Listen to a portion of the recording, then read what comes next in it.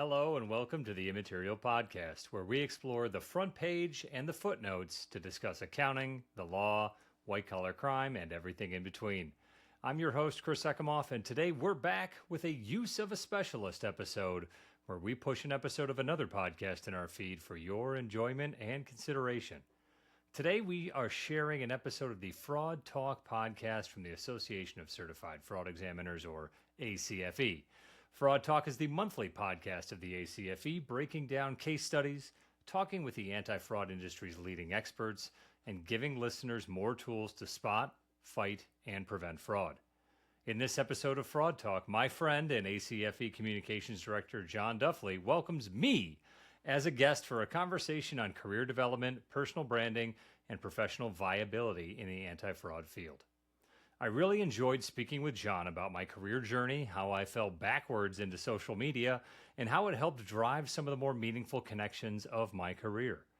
We also explore consulting, managing client expectations, storytelling as a critical skill, and why the phrase dedicate, don't dabble is key to long-term growth and impact. You can find the Fraud Talk podcast wherever you listen or at the acfe.com link in the show notes. Let us know what you think of the discussion, and we look forward to future collaboration with our podcast contemporaries in the space. Hello and welcome to Fraud Talk, the ACFE's monthly podcast. I'm John Duffley, and in this episode, we're exploring the how and why behind developing your personal brand and expanding your career as an anti-fraud practitioner. I had the pleasure of speaking with Chris Ekimoff, a certified fraud examiner and certified public accountant, who is currently a principal on the Forensic and Valuation Services team at Witham, an advisory, tax, and accounting firm. In our conversation, Chris and I unpack how to turn your real-world experience into opportunities outside the office.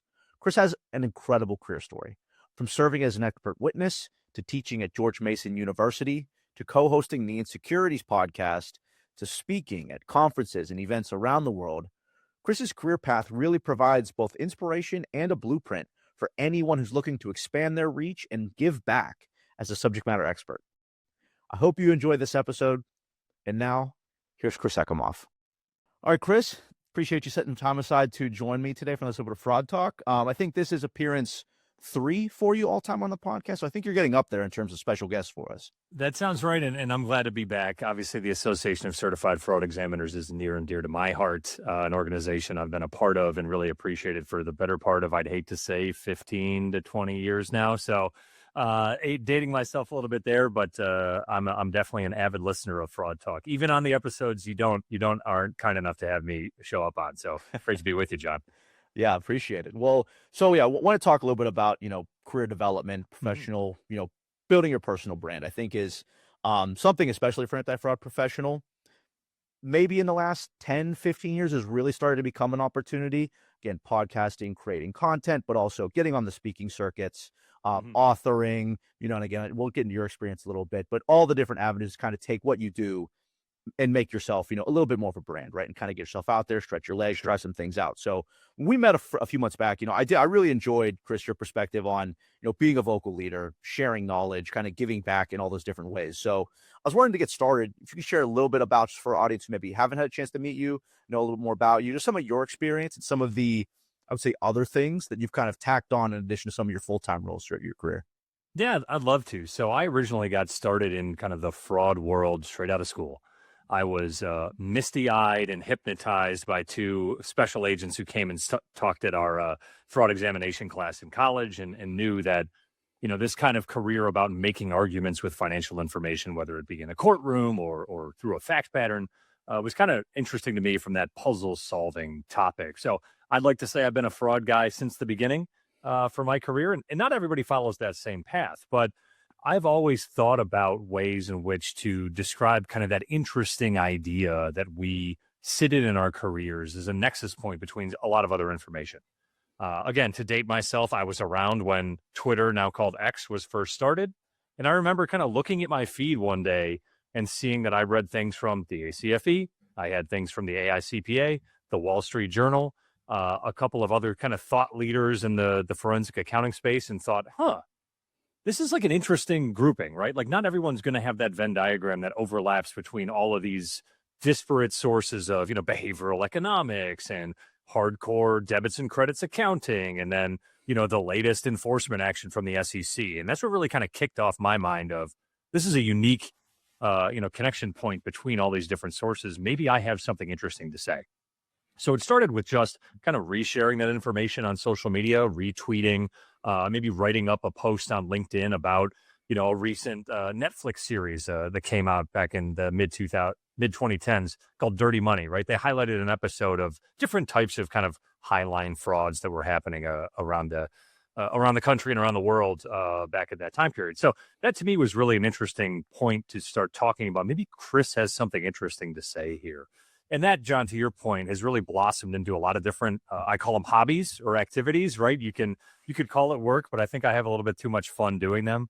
So I had gotten started writing and speaking on behalf of the ACFE, showing up on the Fraud Talk podcast. Thankfully, shout out to my good friend, Mandy Moody, as well as, thinking about ways to give back and volunteer for different organizations, Leadership Academy with the association, the American Institute of Certified Public Accountants, the AICPA, as well as, reaching out to local organizations in the greater Washington, D.C. area or in upstate New York, where I'm from, to kind of just offer a different idea to some of the more kind of standard CPE or CLE programming that's there.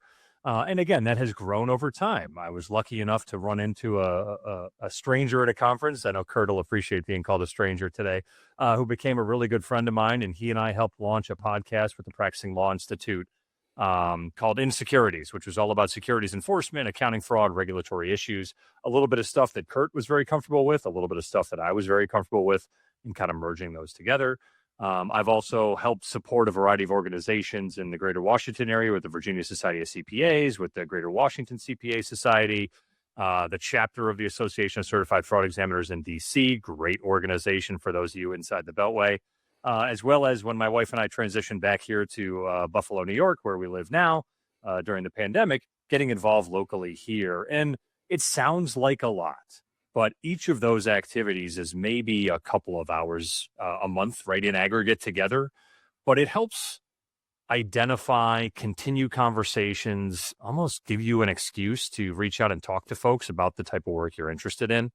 That kind of personal brand is something that's easy to look back on and see, but was never an objective or a development of kind of any of these activities, right? I like that, I always tell the story. Kurt and I, on our first podcast episode that we published, we probably spent about 12 hours researching, recording, re-recording, editing, debating segments, and all that kind of stuff. That was in, I think, January of 2020. We've marched forward a couple of months, and we all know that the world and kind of our way of interacting with work and media changed a lot during the pandemic. And we instantly scrapped that kind of long form, deep dive format and went to a much more conversational talking point where one of our friends and repeat guests said, we're like two guys at a sports bar talking about securities enforcement, right? That was never our intention as a brand, but that's really kind of what came out of that for us. So that's kind of the story of a lot of the things, John, that I do outside of the billable hour or outside of kind of the firm forward approach that we all want to take as practitioners in this area. But it stems from kind of two ideas, right? First off, I'm kind of annoying, so I do like to shout into the ether, whether that be at a room full of folks at the ACFE Global Fraud Conference or from my basement on a podcast like this. But also, that's a part of our job as consultants and as leaders in our group. We always talk about doing three things well: delivering on the work, managing the practice we're a part of, and selling and interacting with the market. This is kind of into that third bucket a little bit about how do I connect with folks that don't currently know what a forensic accountant can do? How do I reach out and help solve those problems for them and maybe hopefully educate some folks along the way about that process? I really like that. It's, I think there's a tendency sometimes to want to overthink, like, what is my brand? What should I be saying? Sometimes it's just saying it, just putting it out there. And I think perspective is something that kind of gets lost when somebody thinks about, what do I have to give back? Is your own unique perspective and how you think about it. And that, I think, to your point, there's a compounding effect of all the conversations you've had over time, all the roles that you've had. I think everybody has something to offer, and it's just about finding the avenue to put it out there. You mentioned it a little bit, Chris. I think it's kind of something too that when someone's thinking about developing their career, finding an opportunity, like you said, there's certain things that come up that maybe take a few hours a week. I know yourself, you're a family man. A lot of people have kids, significant others, whatever it happens to be. So I'm curious a little bit about your thought process. When someone approaches you with an opportunity, whatever it is, whether it's short term, right, attending a conference, attending a forum, or something larger, how do you think about how and where to focus your time? And then obviously that not wanting to oversell yourself or maybe overcomplicate your life a little bit, but still find, like you said, that balance of something. I really enjoy doing this, and I would like to be able to do it. I remember it's a great, kind of framing device, John, to think about what a valuable use of your time is, because a lot of resources in our careers are constantly growing and changing. Time is one of those that we've only got a limited amount of. So I remember sitting down when I was a senior associate, 10 years ago, and I had color coded my calendar based on things like billable client work versus non-billable firm work versus other stuff that's taking up my calendar. And it looked like, a rainbow had gotten into a car accident, right? There were colors and stuff everywhere, but it helped me understand, am I spending time in meaningful areas for that? And also that it changes over time.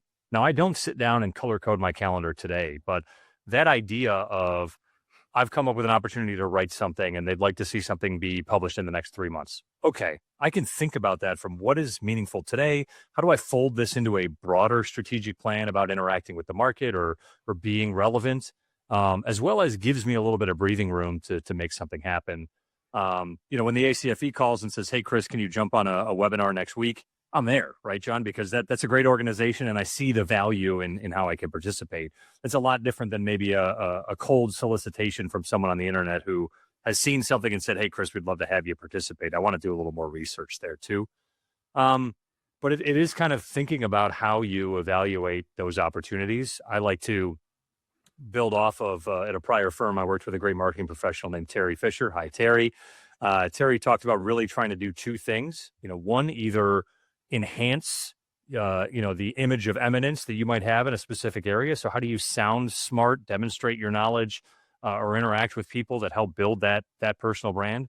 Or on the flip side, how do you kind of just push out content or ideas to people who don't know you, right? Who maybe have never heard of forensic accounting before, or never thought that they would need someone who does fraud investigation in their lives.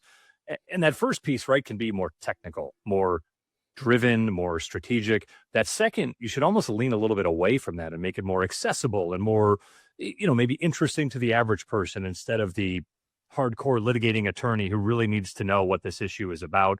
It's much more about, kind of what's a good story about something you've worked on in your career. So as you start to consider that in your own lives as practitioners, you listeners out there, think about how to calibrate those levers with each opportunity where you might see value, and know that you're not going to do it right every time. I love listening to, some comedians and performers talk about the bad performances they have. And you think, my God, this guy does stand up, 150 nights a year. And he's one of the most celebrated comedians of our time right now. And he's bombing, 25. How do you bomb when you're this, this Netflix celebrated comedian? It happens, right? It doesn't work.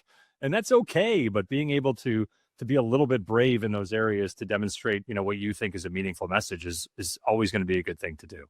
Yeah, I love that. It really is, to your point, like there is going to be some times where it's going to kind of be middle of the road. You're going to give back, you're going to go well, but you got to kind of take those lumps and be able to put it out there and try some things that are maybe outside your comfort zone till you find that kind of voice and find that rhythm for yourself. You mentioned a little bit, Chris, and I'm always curious about this. Fraud is such a broad scope, right? There's so many things that encapsulate that word, an anti-fraud professional, so many different roles, industries, functions that kind of build this ecosystem that we live in now. So whenever you kind of go out and again, you mentioned a little bit, but vetting the opportunities between, what is my role as a specialist? What is my specific expertise versus, how do I position myself as a general expert? Because I think it's, again, like you mentioned, casting that wide net. Again, I'm a communication and marketing background. We use plain language a lot, right? Making it easy for a lot of people to understand, no matter who you are. But how do you kind of find that balance between the general expertise and then really kind of niching down to the point of, you're speaking directly to, your exact colleagues, people who sit next to you, do the exact same work as you. And then again, kind of understanding where you fit in that mix, in that spectrum. It's hard and not always an easy thing to bifurcate. And I'll start by saying the word expert means a lot in our world. Obviously, if you are providing expert testimony in a courtroom or as a part of a litigation exercise, that is a separate and apart subject, I think, John, about what you and I are talking about today. So let's push all that to the side. I'm not ignoring the rules of civil procedure here, but we're speaking more about kind of that general knowledge in our area versus that technical side. I think, to me, it's thinking about how to connect best with who you are looking to get involved with. I was just at a large kind of internal meeting with him at the firm I'm at this week, and we were talking about how meaningful it is to know when to stop selling someone else's business and when to bring them in. And we use the example of if I'm going to a healthcare business, obviously I am a consumer of healthcare services. I participate in the healthcare world, but by no means do I know every type of coding instance that the specific physician's practice may know. So if someone comes to me and says, "Hey, Chris, I heard I got a client. These two doctors are looking to split up their business. It's a little bit acrimonious. There might be some litigation down the road about the value. Tell me what your firm does for that." I can speak a lot to the litigation side and supporting what we might term as a dispute in that case. But when it comes to the hard blocking and tackling of the value of the different practice services, I know that I'm smart enough not to try to fake it. I know that we've got great folks on our healthcare team, right, for example, who can come in and they will instantly know all the acronyms. They'll be able to speak to all the unique nomenclature that's there. That to me is a good example of when to be thoughtful about how you're presenting yourself, to say, listen, I work with attorneys all day. I know kind of what the issues are going to be today and how that's going to progress in the next 18 months. But when it comes to the actual technical side of this specifically, we've got the right folks to help you out, and I'm not even going to pretend, right? So that's kind of that generalist versus specialist area. One of the things that I keep hearing and I agree with and talk about as we move into this new world, and John, I'll say it first so you don't have to. AI is a thing. People talk about it. Every podcast needs to mention AI at some point. Sure. One of my friends owns a marketing business here in Buffalo. Shout out to you, CJ. And he presented on a lot of different things about what he called generative search engine optimization, right? No longer should you only be focused on being the top Google result. You should think about how your content is being, sucked into and regurgitated by any of these large language models or the Geminis and the Claudes and the ChatGPTs of the world. But the broader message I took away from his presentation was that authenticity is going to be more meaningful going forward than content, because I'm sure, John, in your line of work and those out there who maybe sit on the marketing side, it is really easy now to create stuff. And there's going to be more stuff. And some of the stuff is good. Some of the stuff is not so good. That's great. But if I can continue to represent myself as a consultant, as a practitioner, as authentically as I can, then I'm going to keep finding myself in the conversations that are most valuable to me. I'm going to keep hopefully finding myself connecting with the potential clients that are going to be the best clients of both me and to help solve their problems. And I might miss out on a lot of opportunities, but those opportunities that would be solicited by, say, inauthentic or less authentic content, maybe those aren't as high value, right? So that's another way to kind of think about that general idea versus that specific idea is, when can I be the leading tip of a conversation where it's meaningful, and where do I know I need to step back and let someone else be that authentic source for them? That's something else that's kind of definitely on my mind today is there's tens of millions of hours of YouTube videos about accounting out there. I love that. I'm only going to watch and connect with some of them that I find the most meaningful and authentic. And I'd encourage those folks out there looking to build their personal brand to think that way as well.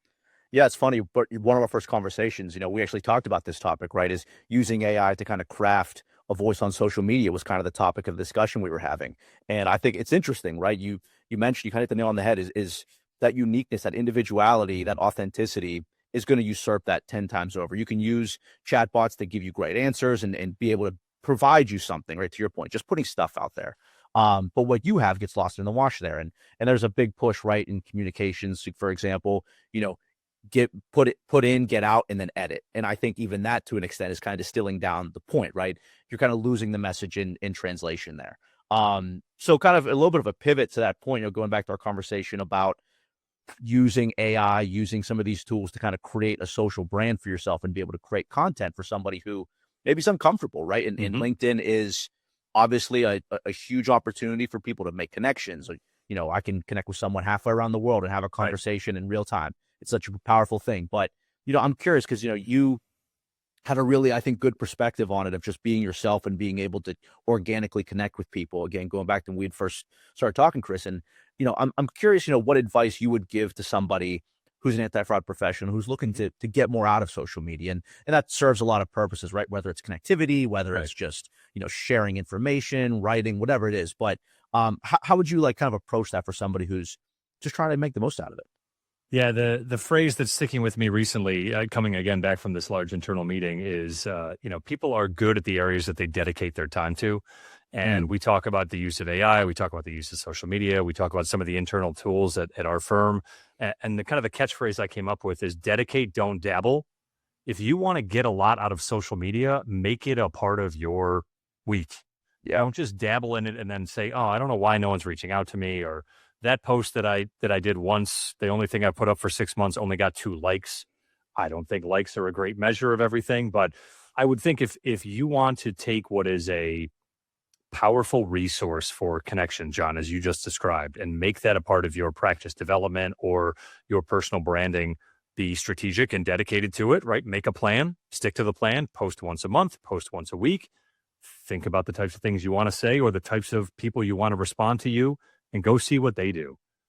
We talk a lot about how the algorithms are running our lives now, and this is not a diatribe on Skynet and how the machines will someday take us over. But also, you need to interact with these platforms in a way that's meaningful to you. So I'll spend maybe 10 minutes at the beginning of the day while the coffee's still brewing, scrolling through LinkedIn or looking at some other social media sites and engaging with the posts that are relevant to my practice. Mm-hmm. And I know that that's training the algorithm to present me with content that relates to that idea. And it's not purposeful, right? I don't only go out and see what John or the ACFE is posting and say, yes, yes, yes. Spoiler alert, sometimes that's me. But it's really, again, trying to pull back to that Venn diagram where I will then, 2 weeks later, after spending, 5 or 10 minutes a week looking at this, something new will pop up. I'll see a different, kind of association or practice or law firm or forensic accountant out there like me talking about something like this. Example I use is I know there's another gentleman out there on LinkedIn who attends a lot of the more technical accounting conferences and always does a recap at the end of his day from his hotel room.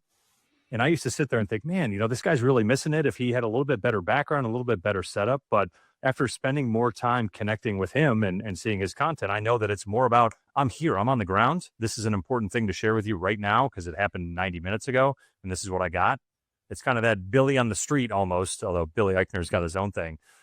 Just being there in the room, that to me is like, it dawned on me afterwards, right, of spending some more time learning about how that was developed. And that to me is another great example of a strategy, right? I'm going to go to the conference, dedicating your time to that. I'm going to sit down at the end of every day and do 5 minutes on what we talked about, and then pushing that out to folks who are interested and training the algorithm to respond to that. It's been a great strategy for him. Yeah, I just setting this a few minutes aside, right? And being able to do it no matter what it is, just kind of comes out very naturally. Kind of a piggyback on that a little bit, Chris, again, you having a large presence, having a big LinkedIn network is terrific. I'm wondering what kind of opportunities that's translated into, again, whether it's just personal connection, professional connection. I think there's a lot of things for that, but bit of like a deep dive into the case study, if you will, putting some content out there, like has that turned into partnership opportunities, consulting, advisory roles, and just kind of like how you've approached that, right? With someone who reaches out to you, like out of a cold turkey, soft pitch, whatever it is. Just wondering how LinkedIn and social has given you some professional opportunity. It's really, I wish that I had some perfectly executed, dedicated strategy that has led to millions of dollars of revenue and engagement and great problem solving. But as I look back on those successful connection points, a couple of themes kind of play out, right? The first is you don't know what people are looking for generally, right? And that leans a little bit more into the content side than the authenticity side. Just, you got to pick kind of where on that spectrum you want to fall. I remember getting a call out of the blue from someone who needed an expert witness report on an engagement.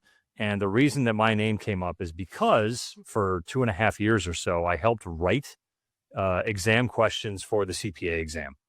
And that was never a huge part of my life. It was a great volunteer opportunity through the ICPA. I learned a lot about the exam. But that to them, beyond being a certified fraud examiner, beyond being a CPA, beyond having worked 12 or 15 years in the specific area of interest to this client, that was the thing that put him over the edge.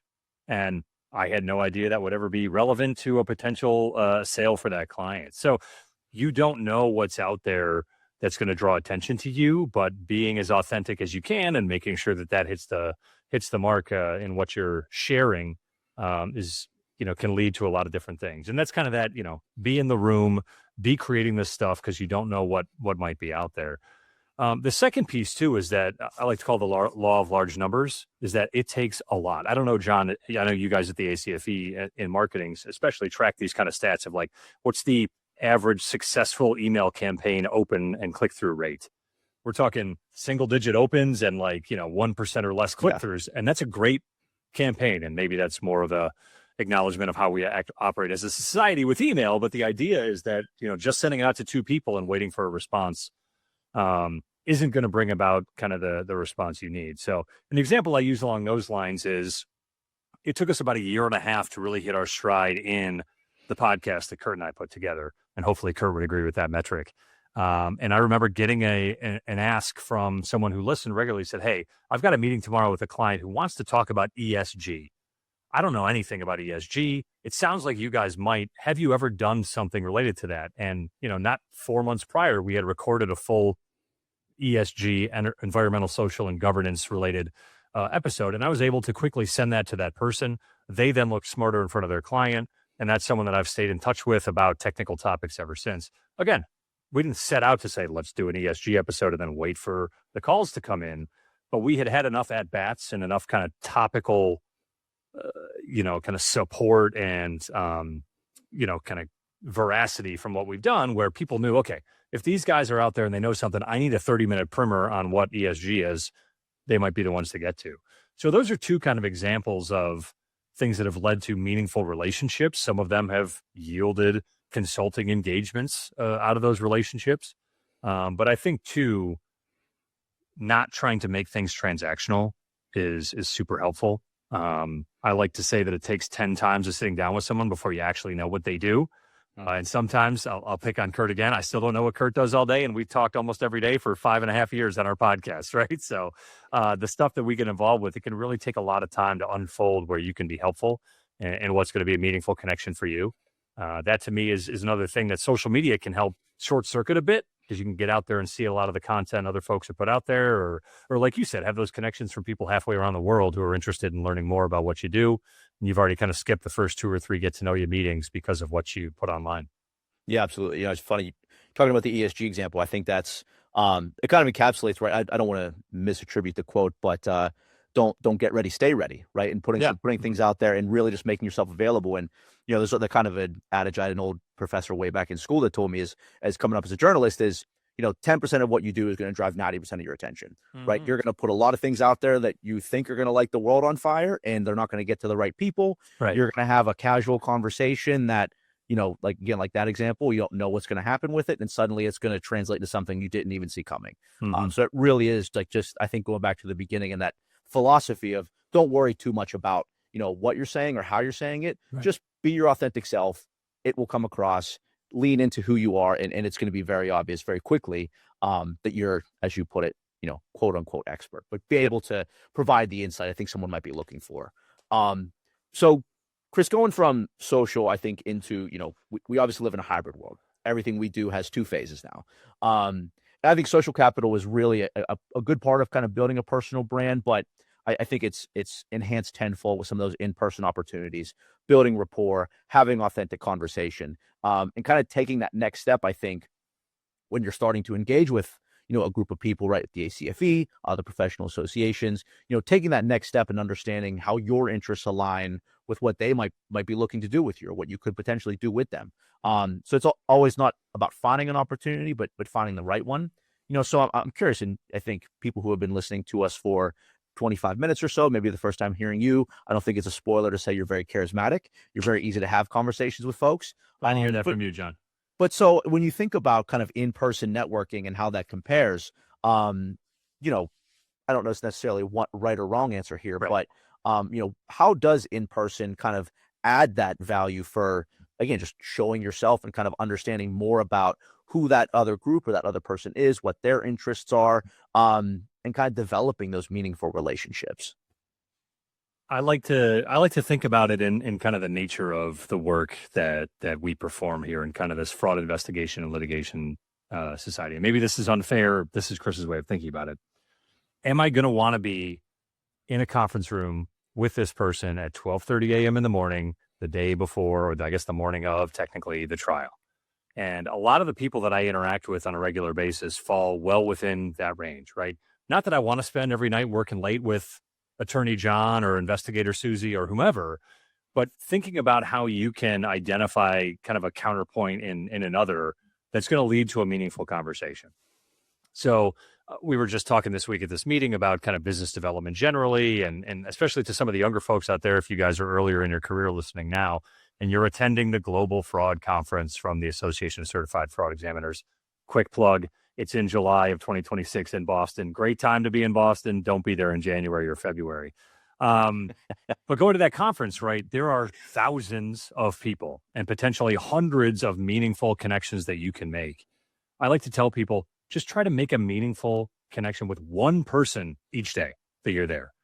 That's going to be infinitely more valuable to you, both as a professional and probably as a person, than getting 60 business cards a day. If I don't know, John, if business cards will even exist come July, right? Let alone where we're at now. But that to me is thinking about how you can connect with folks that are meaningful, right? And it's having a lot of conversations, but when you can start to identify someone who shares similar interests to you or just has a similar mannerism about them, you've got that shared experience and connection. That can be hard to gauge on social, right? Your question was a little bit more of, social versus in person. It can often take time to develop those ideas when you don't first meet in person. I think too, like as we move from the world in which, say the 80s and 90s was very interpersonally driven, and we'll say the 2000s and 2010s and 2020s is very technology driven. As technology, like we talked about with AI, continues to be a useful tool for us, the interpersonal relationships I think are going to be even more valuable, right? Because I can get a gig worker to help me code a testing script on the internet that I've never met and that will be very inexpensive and it won't, create any issues and it'll be a relatively easy experience. But if I can find someone that I trust and who understands what I do, I can go back to that well regularly. That's probably a relationship I can develop better in person than online. So I always look for those opportunities to find that one or those two people that you finally get to connect with in person. Maybe you did have some social connection with them on the past on the internet, but here you now get to really get to know folks and connect with them in a meaningful way, and limit yourself to just trying to make one meaningful connection at every event you go to. It's a pretty good benchmark to think about how you can use your time well going forward. I like that simply. I had a follow-up. You kind of answered there. It's like, one piece of networking advice I think people to take away is you don't have to meet every person in the room. You're not going to make a strong a strong influence on everybody that you're going to meet. But starting small, right? Yeah. If you're nervous, just turn to the person sitting next to you, start a conversation, right? How are you doing? What's going on today? What'd you think about this presentation? Where are you going next? Just little things. Yep. Spark a conversation, right? Just kind of keep it short and sweet.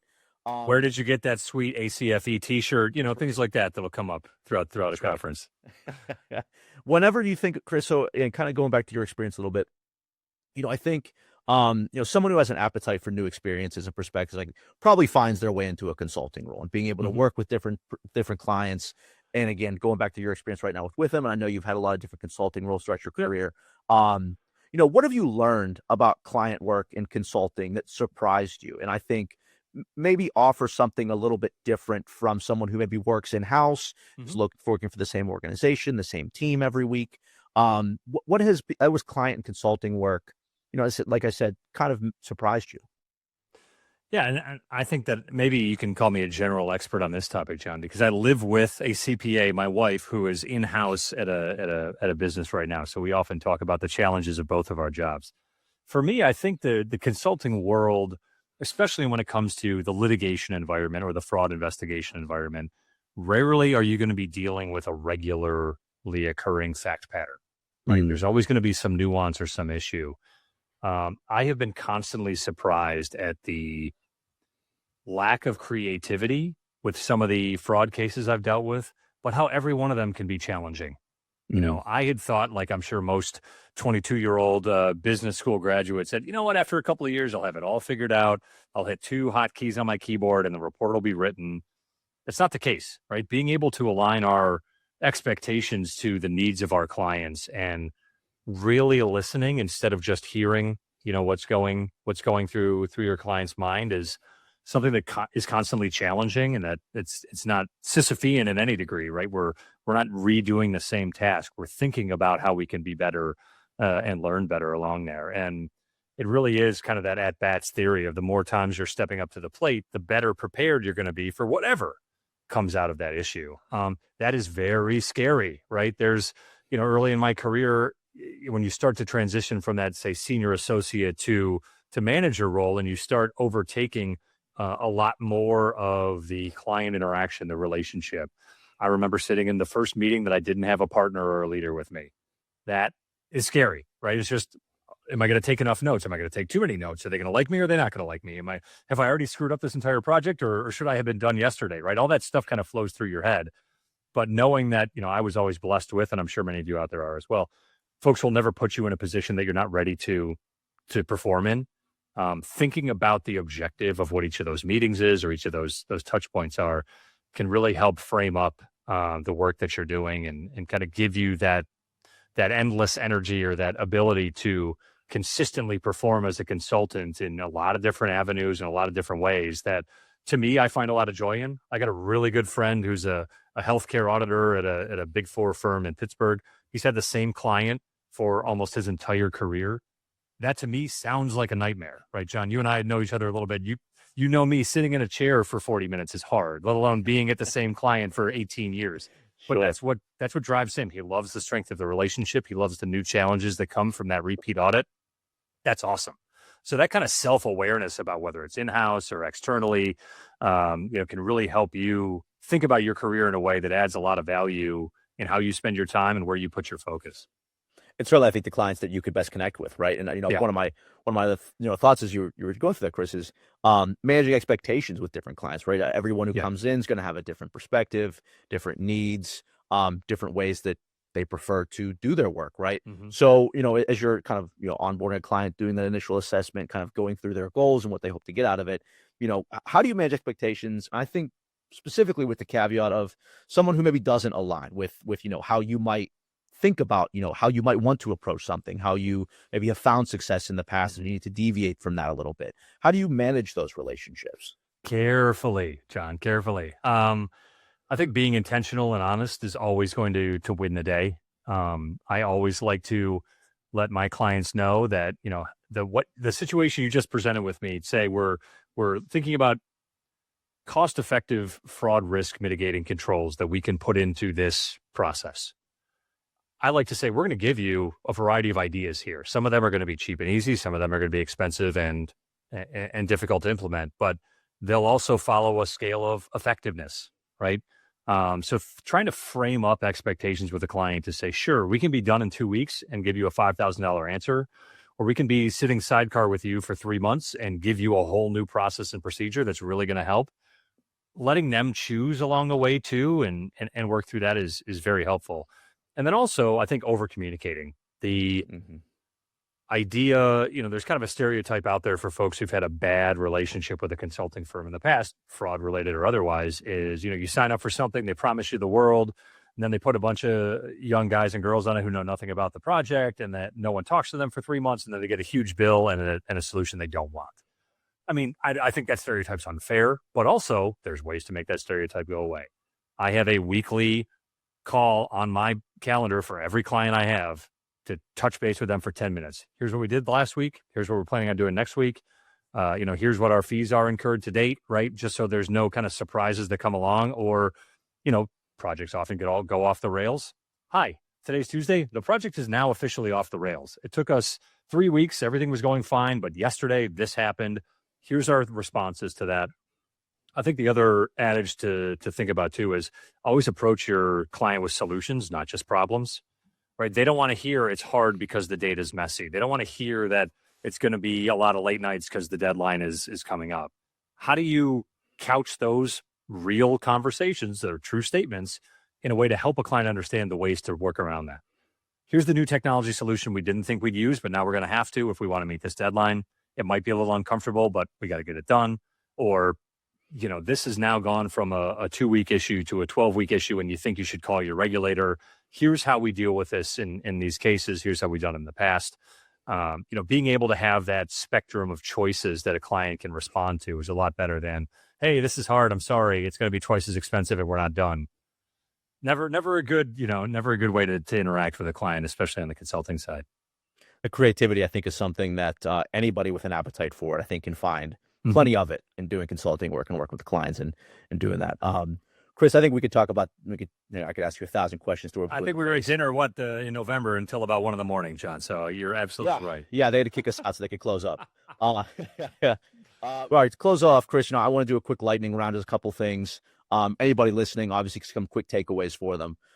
So to get started, one piece of advice for someone just starting their career. I'd say collect the good habits of the people that you respect and admire. If you're working for a partner or a manager who does something very well, make that a part of your life. I mean, conversely, if you're working for a partner or manager or someone else who's doing something very poorly, make a note to not emulate that in your own career. That's only going to create more opportunities for you down the road. And there is nothing new under the sun. So if someone else is doing something really well, collect that, make that a part of your life, and that'll help drive a lot of your success going forward. Great table setter for this one. One habit every anti-fraud professional should have. For me personally, I always like to have the objectives of whatever I'm doing top of mind. Why do I need these 39,000 rows in Excel to add up to a number? I need them to add up to a number, and I need to formulate all this data to be aligned, because this number means that revenue was overstated, and this overstated revenue means the regulators are upset. We need to create a defensible position for why they made the choices to overstate revenue or not, right? Being able to constantly draw that line back to what the actual objective of the task is very valuable. I used to, when I had 1 or 2 clients, have a Post-it note on my monitor to say, we are doing a financial statement analysis for this reason, so that I could always come back to it. I've got a few more clients now, and Post-it notes are tough, so we went with a digital solution for that. But thinking about that story that you're trying to understand, support, or maybe refute in certain cases, it's always going to help drive your work meaningfully. I like that a lot. One thing you wish you'd known earlier in your career that has helped you now? I think not losing touch with people. You work with someone for a few years and they go off to a different firm or a different business or a different line of work. You never know when you're going to cross paths again. I think there's probably, a couple of dozen missed phone calls, opportunities for professional work, as well as that kind of personal side of things, to stay connected with the folks that you've met earlier in your career. That, to me, I wish I would have done a better job with. And it's something I try to do regularly now for my good friends out there in the industry who I bother regularly. You're a part of this career learning, but had I kept better track of the folks that I knew early on, I think it'd be even more beneficial for me right now. It is amazing. You never really know who you're going to see again, right? There's always that. Of course. Can't wait to stay in touch, but it's true, right? Like you really are going to find somebody down the line you didn't expect to see. Right. Chris, one resource more people need to know about. I would, similar to how I do a streaming service audit once a year of what the hell did we subscribe to this past year? Why do we have 19 Hulu accounts? I don't know. It didn't sign in on the iPad. It signed in on the TV, whatever. I would say take stock of the things that you're already subscribed to professionally. I mean, and this is not a plug, John. This is not something we talked about in thinking about this episode, but I was just clicking around on the ACFE website 2 days ago and found 12 member-free webinars that 8 of them I instantly was like, man, I wish I had more time. I'd love to sit down and do all these right now. And that's something that as a part of the membership, I just get. So think about the resources that you're already tapped into. If you're a part of the ACFE as a paying member or as a CFE member, there's a lot of stuff on there that doesn't take a lot of time and effort. If you want to learn more about AI or revenue cycle fraud or, ghost employees, you don't have to sit there and wonder. It's there for you. Same with any other organization you're a part of. And then also just more from a practical perspective, try to plan ahead for types of things like the Global Fraud Conference. it had moved this year, I believe, John. No spoilers here, from an average date in like late June to now being in middle of July. That's I right. had Yeah. someone call me and ask me if I was available for a case that would wrap up in the middle of July. And I realized I had to adjust my calendar because I thought it was going to be fine. So being able to think about the things that are valuable to you from a resource perspective and plan that ahead of time is definitely a meaningful thing we can all do better with. You mentioned this earlier, kind of keeping objective and goals top of mind. So I think for you, Chris, one skill you're thinking about developing and working on this year.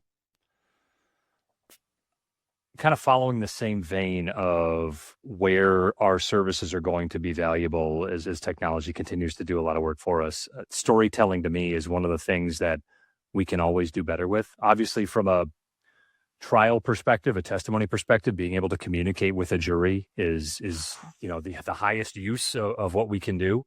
So what I'm trying to do this year, and I'm actually developing and launching my own YouTube and podcast venture. Go check out the Immaterial podcast wherever you get yours. Is to really distill down some very technical accounting topics into a meaningful story, right? When we say channel stuffing, what the hell is that, right? And how can we relate that to something we know in our lives and in the business world, maybe even our personal lives? Being able to be, I just heard a colleague of mine talking to a client use the word crisp, right? Crisp to me is such a great word to describe storytelling is impactful, meaningful, brief.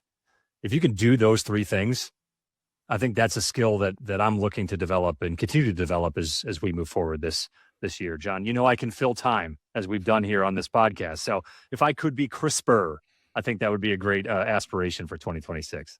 Impactful, meaningful, brief. I'm going to put that on the poster. I like that a lot. I like that. Great. Stitch it on a pillow, John. We'll do that right, yeah. at a time. Last one, Chris. We're on the eve of a major game for your Buffalo Bills going to Denver. What's a score prediction for us for the NFL divisional round?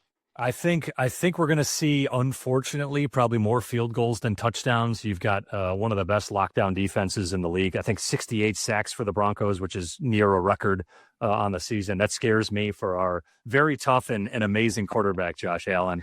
So my feeling is that neither offense is really going to get ahead of the ball and kind of take off. So I'm going to go with, say, 20-17. A late Josh Allen scramble on a 4th and 39 or whatever it is leads to the tie-breaking field goal that has them win the game. Yes, sir. Honestly, I really appreciate the time. Like I said, I was meaning to have you on for a bit. It's been great to get to talk to you a little bit. I think a ton of insight. So any final words or anything, any final messages for anybody listening from you? I'd say go out there and do it, right? If you're looking to build a personal brand, interact more with social media, network, write, just start. Right. Starting is where you can kind of find your voice if you're trying to be a better writer or, feel more comfortable when you're in a networking environment or see what social media posts are actually valuable to you that you put out or interact with. You just got to start doing it and dedicate yourself to it. Don't just dabble. You'll get the rewards and maybe the growth that you're looking out of it. Simple message. I love it. Well, thank you, Chris, and thank you all for listening to another episode of Fraud Talk. You can find every episode of Fraud Talk on ACFE.com, Apple Podcasts, Spotify, YouTube, wherever you listen. For Chris Ekimoff, I'm John Duffley. We're signing off. We hope you enjoyed this Use of a Specialist episode of our show. As always, we promise that although the Immaterial Podcast isn't authoritative, it will always be authentic. We'll see you next time. Thanks for tuning in. The Immaterial Podcast is brought to you by Immaterial Productions, LLC. Any opinions or discussions on the Immaterial Podcast are provided by the host and guests on their own behalf, and not on behalf of any employer, government agency, regulator, or third party. The information provided herein is for educational and entertainment purposes only and is not formal, legal, or financial advice. You can find more from the Immaterial Podcast on social media platforms like YouTube, LinkedIn, X, and TikTok at Immaterial Pod.